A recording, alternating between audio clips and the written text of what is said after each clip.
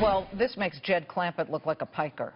An oil treasure has been found beneath the desert in West Texas. The latest U.S. Geological Survey report found the largest discovery ever in the United States. It's a $900 billion pool of black gold in the field known as the Wolfcamp Formation. What does this mean for U.S. oil independence, especially ahead of the OPEC meeting on November 30th?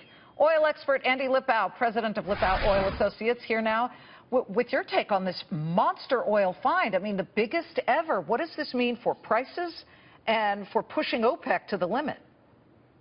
Well, this is really good news for the United States, and let me put it in perspective. This find is triple the size of the oil that the Geological Survey found in North Dakota in the Bakken Formation, where we're producing 1 million barrels a day. So you can just imagine, as the oil companies start drilling rigs and getting that oil out of the ground in West Texas and getting it to the market, the consumer here is going to continue to benefit, and it's going to continue to help the United States, who, by the way, is still importing 7 to 8 million barrels a day of crude oil, to mitigate those imports. Okay, so as you look at that, can we automatically assume that because this find is so gigantic that we will start to see prices fall once again, because they've had a couple of decent days here?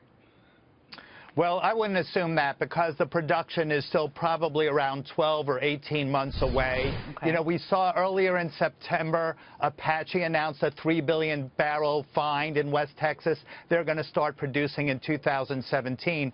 But the big news for the consumer is to watch what happens on November 30th at the upcoming OPEC meeting. Okay, well, let's get to that. What is going to happen November 30th? And by the way, just because the Russians said, and you know, you talk about Alexander Novak, who's their oil minister, I've heard this gentleman say over and over again, we support this, and then their oil companies, which are very much controlled by at least part of the government, Putin, say, well, we're not going to stop production.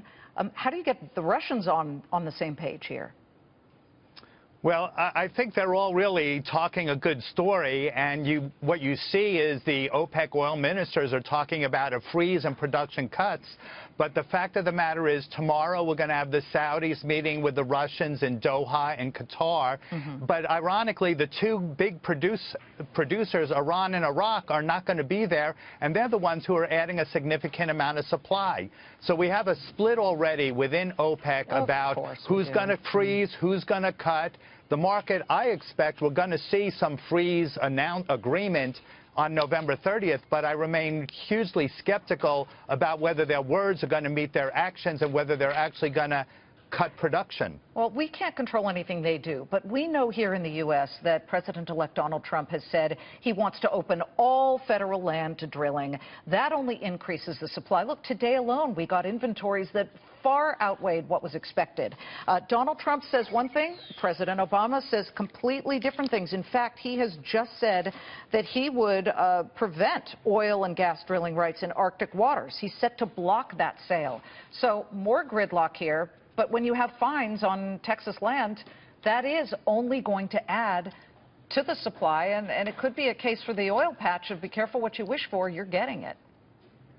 Well, they're certainly getting more oil, and as everyone is aware of, Texas is a very friendly oil-producing state, so I expect that oil to come out of the ground and get to the refineries here on the Gulf Coast and ultimately to the consumer as gasoline and diesel. So it is good news for the consumer, and as I say, you know, for the oil companies, they do get a lot of oil. It adds to the supply. But the fact is that world oil demand continues to grow, and it's going to continue to grow by 1 million barrels a day this year as well as next year. Okay, but, you know, we're about to see an electric SUV by Jaguar, Andy. You should stay tuned for that. It doesn't need gasoline, so we'll be watching that. Andy, great to see you. Thank you so much.